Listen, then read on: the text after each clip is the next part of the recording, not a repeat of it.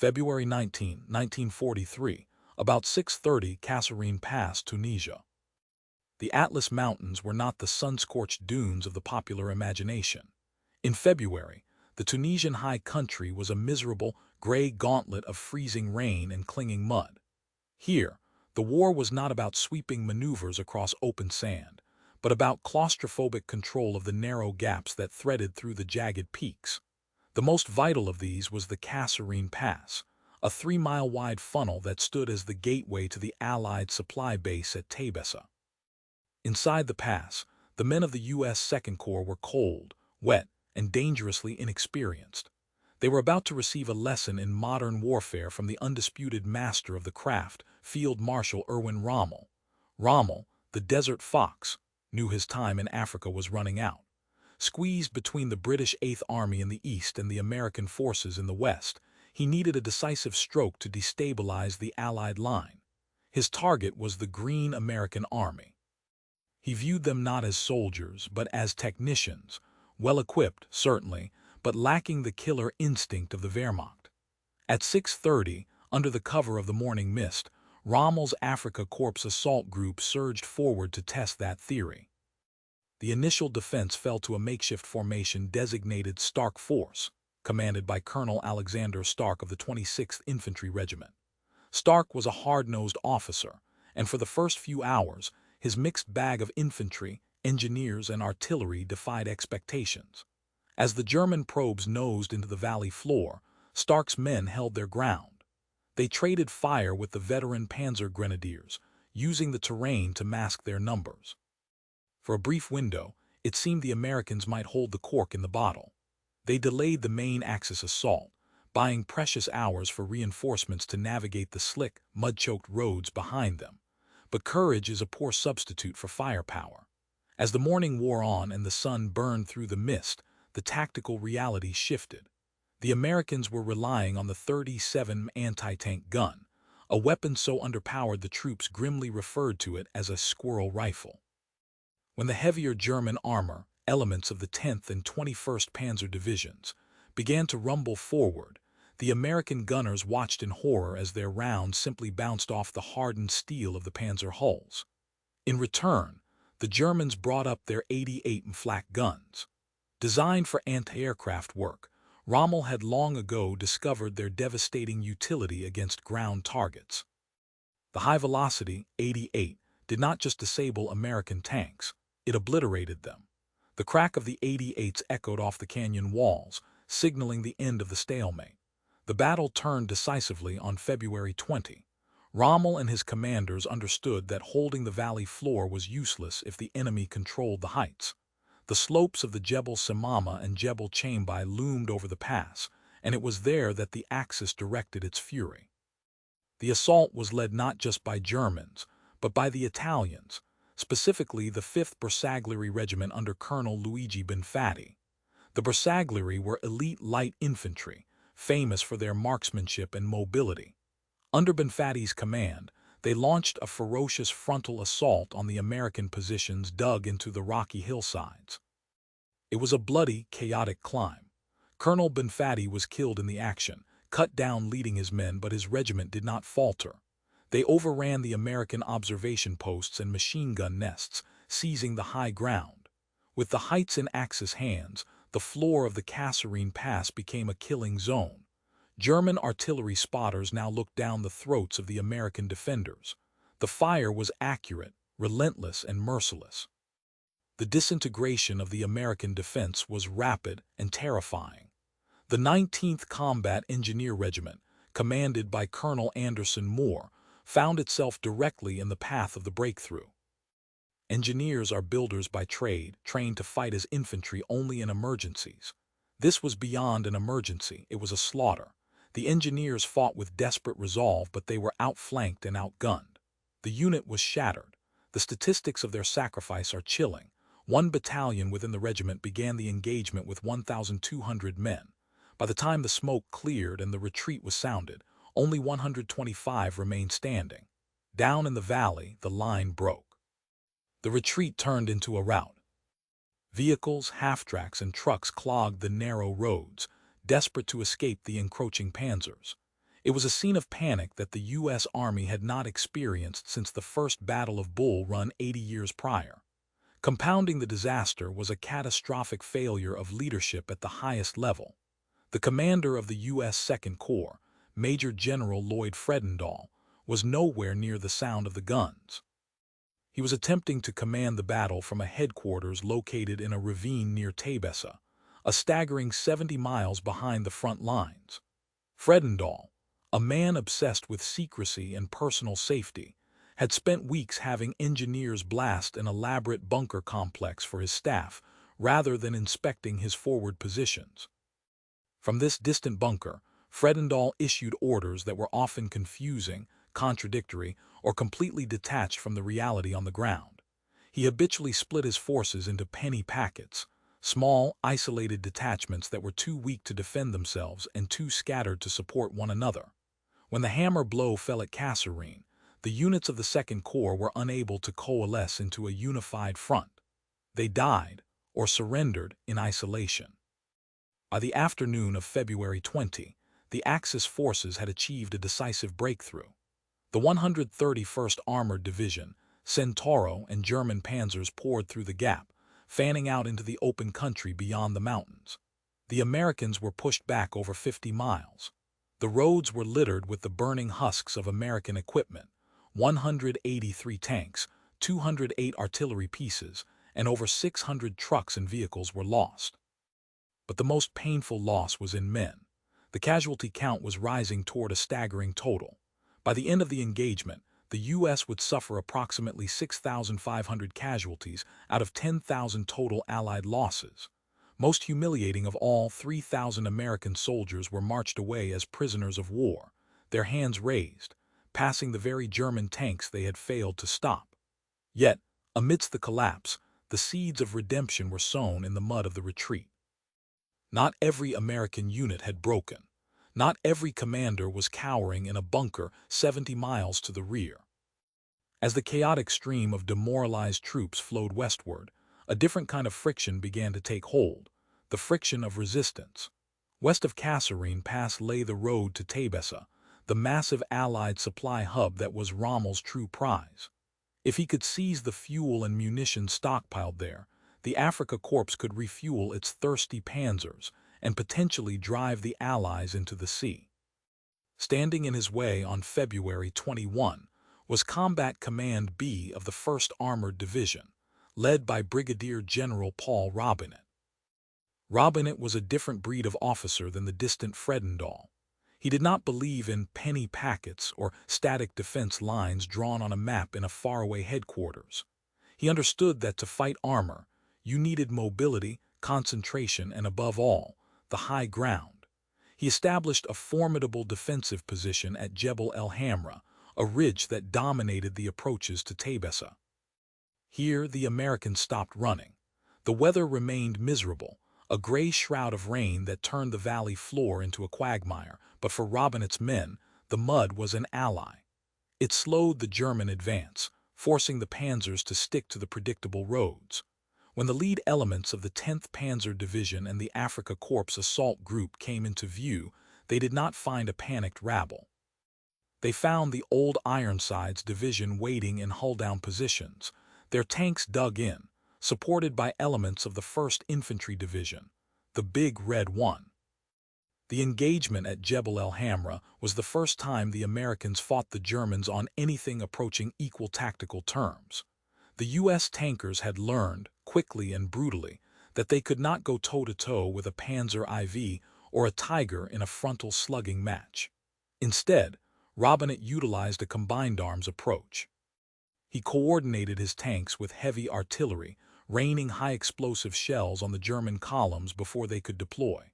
For the German commanders, accustomed to the swift collapse of American morale, this stiffening resistance was a nasty shock.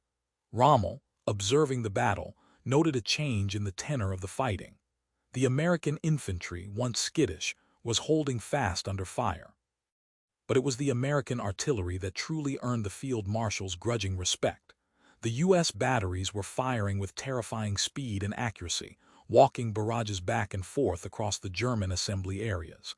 The technicians were learning how to kill. By the evening of February 22, the momentum of the battle had shifted irrevocably. Rommel, the master of the offensive, found himself caught in a strategic vice. His initial plan, a concentrated, lightning thrust through Kasserine to Tebessa, had been diluted by the interference of the Italian High Command, the Comando Supremo, which had insisted on a split attack through both Kasserine and the Esbiba Pass. This decision had dispersed Rommel's strength, leaving him without the overwhelming force needed to smash through Rabanet's defense at Jebel el Hamra. Furthermore, the Afrika Korps was suffering from its chronic, fatal weakness, a lack of supplies.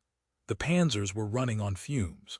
The long, exposed supply lines stretching back to the Tunisian ports were under constant harassment.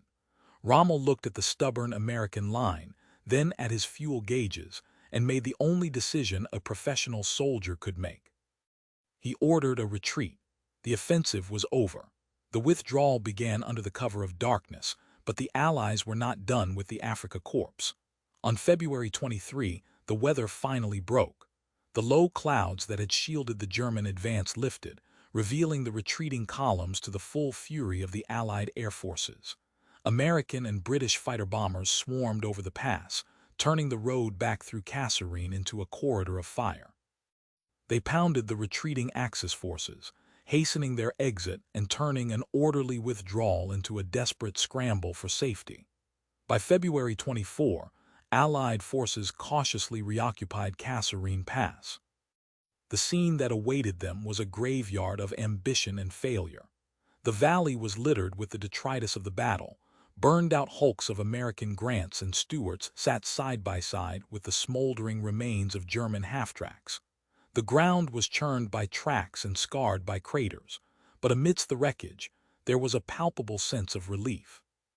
The line had bent until it nearly snapped, but it had held. The immediate crisis had passed, but the reckoning was just beginning. The Battle of Kasserine Pass was a tactical defeat for the United States, but a strategic failure for the Axis. Rommel had failed to capture the supplies at Tebessa, and he had failed to break the Allied coalition. However, the cost of the lesson had been exorbitant. The casualty figures were a grim wake-up call for a nation that had perhaps underestimated the brutality of the Wehrmacht. General Dwight D. Eisenhower, the supreme Allied commander, wasted no time in diagnosing the rot. He understood that the failure at Kasserine was not a failure of the American soldier, but a failure of American leadership and doctrine. The troops had been poorly led, poorly positioned, and thrown into battle with inadequate training. The primary architect of this failure, Major General Lloyd Fredendall, could not remain in command. His remote leadership style, his obsession with engineering bunkers rather than fighting battles, and his inability to inspire his men had cost thousands of lives. Eisenhower relieved Fredendall of command. To replace him, he needed a man who was the antithesis of the cautious, bunker-dwelling bureaucrat. He needed a fighter. He sent for Major General George S. Patton. Patton arrived at the Second Corps headquarters like a thunderclap. He found a command that was dispirited, sloppy, and defeated. Discipline had evaporated. Soldiers were unshaven, uniforms were unkempt, and military courtesy was non-existent. To Patton, these were not trivial details. They were the outward symptoms of an inner decay. He believed that a soldier who could not be bothered to salute or shine his boots would not have the discipline to stand and fight when a panzer division came bearing down on him. The transformation was immediate, and jarring. The transformation was immediate and jarring. Major General George S. Patton did not enter the Second Corps headquarters. He invaded it. He arrived in a command car with sirens wailing, flanked by outriders, wearing a polished helmet and a scowling expression that promised retribution for incompetence. The era of the distant, bunker-dwelling general was over. Patton's first order of business was not a tactical maneuver, but a psychological one. He imposed strict fines for uniform violations, demanding that every soldier, from the front lines to the rear echelon, wear their leggings and helmets at all times. To the exhausted, mud-caked survivors of Kasserine, this obsession with dress code seemed like the lunacy of a martinet. But Patton understood something Fredendall had missed: An army that looks like a mob fights like a mob. By forcing men to shave in freezing water and polish their brass amidst the squalor of the Tunisian winter, he was reinstilling the pride that had been stripped away in the panic of the pass. He moved the corps headquarters from the safety of the ravine near Tebessa to a forward position, well within range of German artillery. The message was unmistakable. The leadership would no longer hide while the enlisted men bled. Patton roamed the front constantly, his presence a volatile mixture of inspiration and terror. He relieved officers who made excuses and promoted those who showed aggression. The penny packet distribution of forces, scattering units in indefensible fragments, was ruthlessly consolidated. Under the new regime, American armor would fight as a fist, not as open fingers. But the reconstruction of the U.S. Army required more than just a change in command. It required a fundamental overhaul of how Americans waged war. The tactical autopsy of Kasserine Pass was grim. The battle had exposed fatal flaws in American equipment and doctrine that could no longer be ignored. The 37 anti-tank gun, the squirrel rifle that had failed Stark Force so miserably, was relegated to the scrap heap of obsolescence. It was clear that against the thick hide of a German Mark IV or the terrifying Tiger, the U.S. needed heavier punch. The arrival of the M4 Sherman and the dedicated tank destroyer battalions became a priority, driven by the burning wreckage of the 183 light and medium tanks left smoking in the valley. The integration of air power also underwent a radical shift. During the initial German assault, American ground commanders had demanded a defensive umbrella of aircraft to hover over their positions, a misuse of resources that left the skies clear for the Luftwaffe to dive bomb at will. The massive Allied air attacks on February 23, which had hammered the retreating Axis columns, proved that air power was an offensive weapon. The doctrine changed overnight. The Army Air Forces were unleashed to hunt, to interdict supply lines, and to clear the airspace, rather than acting as static sentries for the infantry. For the soldiers on the ground, the lessons were more visceral. They had learned the sound of the German Nebelwerfer, the screaming Mimi, and the distinctive, rapid rip of the MG-42 machine gun. They had learned that digging in meant survival, and that being caught in the open meant death. The naive optimism of 1942, the belief that the war would be a grand adventure, lay dead in the mud of Tunisia. In its place was a hardened, cynical professionalism. The men of the 1st Armored Division and the 1st Infantry Division were no longer green. They were blooded. They had looked the Wehrmacht in the eye, taken its best shot, and were still standing. The cost of this education had been exorbitant. As the medical corpsmen moved through the reoccupied pass on February 24, the scale of the tragedy came into sharp focus. The recovery teams found the bodies of American soldiers stripped of their boots and equipment by the retreating enemy. They found the shattered remnants of the 19th Combat Engineer Regiment, men who had held their ground with rifles against tanks until they were overrun. The final tally of 6,500 U.S. casualties was a shock to the American public, a somber telegram delivered to thousands of homes across the states. The 3,000 prisoners of war began a long, miserable journey to camps in Germany and Italy, their war over, but their ordeal just beginning. Yet, in the grand strategic calculus of the war, Rommel's victory was a hollow one. The Desert Fox had won the battle for the pass, but he had lost the race for Tunisia. His primary objective, the capture of the massive Allied supply dumps at Tebessa, had failed. The fuel and munitions he so desperately needed remained in American hands, protected by the stubborn defense of Robinet's Combat Command B at Jebel el Hamra. Without those supplies, the Axis forces in North Africa were living on borrowed time. The German offensive had stalled not just because of American resistance, but because the Wehrmacht had outrun its own logistics. The 50-mile advance had stretched Rommel's fuel lines to the breaking point, and the stiffening Allied line had turned a breakthrough into a bottleneck. Rommel himself seemed to sense the shifting tide. In his reports to Berlin, the field marshal's tone changed. He had initially dismissed the Americans as inept, noting their poor tactical coordination and rigid leadership. But after the battles at Jebel el Hamra and the subsequent fighting, he noted a disturbing adaptability in his new enemy. The Americans, he observed, made mistakes, but they did not repeat them.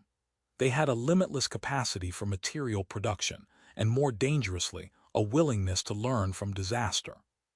He realized that the technicians were becoming soldiers, and that once they mastered the art of war, their overwhelming numbers and industrial might would be unstoppable. The reoccupation of Kasserine Pass on February 24 marked the end of the beginning for the U.S. Army in World War II. The humiliations of the previous week were plowed under, replaced by a cold resolve. The training manuals were rewritten based on the blood spilled in the Atlas Mountains. The artillery, which had been the one bright spot in the debacle, was refined into a terrifyingly efficient instrument of destruction, capable of time on target missions where shells from dozens of batteries would impact simultaneously. The coordination between infantry and armor, so disjointed during the initial German assault, was drilled into the troops until it became second nature. General Eisenhower, reviewing the situation from Algiers, knew that Kasserine had been a near-death experience for the Allied coalition in North Africa. It had strained relations with the British, who looked upon the American defeat with a mix of sympathy and alarm. But Eisenhower also saw the resilience of the American GI. Despite the leadership failures of Fredendall, despite the inferior equipment, and despite the terrifying reputation of the enemy, the line had eventually held. The panic had subsided. The Second Corps was battered, but it was intact. As the spring of 1943 approached, the rains in Tunisia began to slacken, and the mud dried into hard-packed earth. The U.S. Army that emerged from the winter was different from the one that had landed in November. It was leaner, harder, and led by a commander who understood that the only way to save lives was to expend ammunition and aggression in equal measure. The arrival of George S. Patton signaled the end of the amateur hour in North Africa. He brought with him a philosophy of war that was alien to the conscript army that had landed in Operation Torch. To Patton, the sloppy uniforms and the lax discipline were not merely aesthetic failings. They were the visible rot of a force that did not respect the lethality of its enemy. He knew what the men in the foxholes were only just beginning to grasp, that the Afrika Korps did not forgive mistakes. This realization rippled through the ranks, not as a memo from high command, but as a visceral understanding born of survival. The American soldier, previously confident in the inherent superiority of his nation's industrial might, now understood that a factory-fresh tank was only as good as the crew inside it, and that courage alone could not deflect an 88mm shell. The arrival of Patton accelerated this maturation process from a gradual learning curve into a vertical ascent. He did not merely command the Second Corps, he shocked it into functionality. The general's first target was the psychology of the defeat. He understood that the shame of Kasserine had seeped into the marrow of the men, manifesting as lethargy. To combat this, he instituted a regime of discipline that bordered on the theatrical but served a deadly serious purpose. Fines for uniform violations were levied with draconian consistency, $25 for failing to wear a helmet, a significant sum for a private making $50 a month. Officers were not exempt. In fact, they were targeted with even greater ferocity. Patton knew that the rot at Kasserine had started at the top, with commanders who were too comfortable, too distant, and too willing to cede the initiative. He demanded that his officers be seen, be heard, and most importantly, be forward. The days of the command bunker dug miles behind the line were over. A battalion commander was now expected to be within sight of his lead platoon, sharing the same mud, the same danger, and the same cold rations. This shift in leadership style was accompanied by a ruthless audit of American hardware and how it was employed. The battle had been a harsh proving ground for the M3 Grant tank, a vehicle that looked like a relic from a previous era with its high, riveted silhouette, and its main gun mounted in a side sponson rather than a rotating turret. In the hull-down positions of the Tunisian ridges, the Grant had been a death trap. To fire its 75mm gun, the entire tank had to expose itself to enemy fire. The burning hulks littering the pass were a testament to this design flaw. Under the new directive, the transition to the M4 Sherman was accelerated. The Sherman, with its fully traversing turret and welded hull, offered a fighting chance, though it still lacked the heavy armor to shrug off the high-velocity rounds of the German long-barreled guns. But the machine was only part of the equation. The doctrine of how to use it required a complete rewrite. Kasserine had exposed the fatal flaw in the American tank destroyer doctrine. Pre-war theory held that tanks should not fight other tanks. That was the job of the specialized, lightly armored and speedy tank destroyers. The tanks were supposed to exploit breakthroughs and attack infantry. Rommel had shredded this theory. The Germans did not adhere to American field manuals. They used their panzers to hunt, to break lines, and to kill anything that moved. The American crews found themselves outgunned and outmaneuvered, waiting for tank destroyers that often arrived too late or were themselves destroyed by the superior range of the German optics. The lesson learned in the blood of the 1st Armored Division was that every weapon system had to be capable of engaging enemy armor. The rigid separation of roles was discarded in favor of a combined arms fluidity. Infantry commanders learned that they could not simply dig in and wait for air support. They had to coordinate their own organic heavy weapons. The 37 anti-tank gun, the Squirrel rifle, that had bounced rounds harmlessly off the frontal armor of the Panzer IVs, was rapidly phased out, replaced by the heavier 57, and eventually the 3-inch gun, which finally gave American troops the punching power to penetrate German steel at combat ranges. This rapid evolution of hardware, forged in the humiliation of defeat, transformed the U.S. Army from a theoretical force into a pragmatic, lethal machine.